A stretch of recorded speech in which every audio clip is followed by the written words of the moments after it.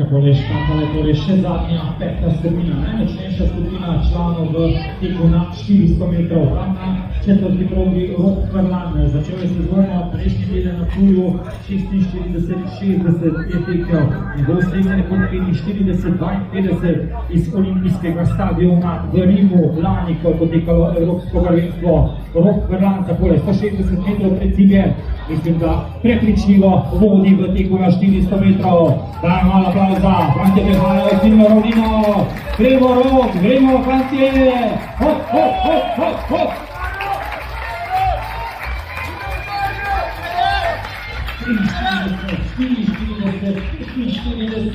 45-90, za 70 je takole Rok popravil svoj rezultat iz preteklega vikenda, ko je na Ptuju tekel 46-60,